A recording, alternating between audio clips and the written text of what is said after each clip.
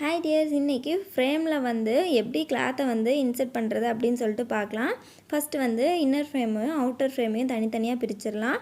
இப்போது நம்ம இன்னர் ஃப்ரேமுக்கு மேலே வந்து கிளாத்தை வந்து வச்சுக்கணும். இப்போ நான் வந்து 8 இன்ச் ஃப்ரேம் எடுத்திருக்கேன் அப்படின்னா அந்த ஃப்ரேமை விட 2 இன்ச் வந்து சுற்றியுமே வந்து கிளாத் வந்து அதிகமாக இருக்கும். இப்போ 8 இன்ச் ஹூப் எடுத்திருக்கேன் அப்படின்னா கிளாத் வந்து 10 இன்ச் இருக்கணும். அப்போ தான் வந்து ஃபினிஷிங் பண்ணும்போது நமக்கு கரெக்டாக இருக்கணும். இப்போது நீங்கள் இது மாதிரி லூஸாக இருக்கக்கூடாது.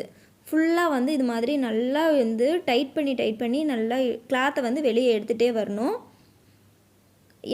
ஹூப் வந்து கிளாத் வந்து லூஸாக இருந்தது அப்படின்னா போடுறதுக்கு வந்து கஷ்டமாக இருக்கும். நல்லா டைட்டாக இருந்தது அப்படின்னா தான் ஈஸியாக உங்களால் வந்து போட முடியும். அதனால் வந்து நல்லா இப்படி அட்ஜஸ்ட்மெண்ட் இருக்குல்ல, அதை வந்து ஃபுல்லாக டைட் பண்ணிவிட்டு கிளாத்தை நல்லா இழுத்து விட்டுக்கோங்க.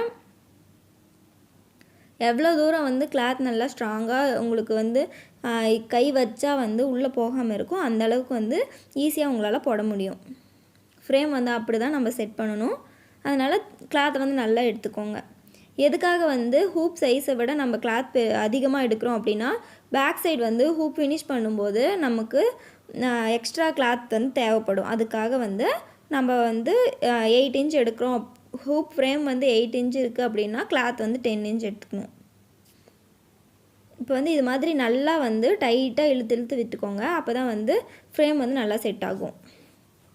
நல்லா டைட் பண்ணிங்க. எவ்வளோ தூரம் அட்ஜஸ்ட் பண்ண முடியுமோ அவ்வளோ தூரம் அட்ஜஸ்ட் பண்ணிக்கோங்க.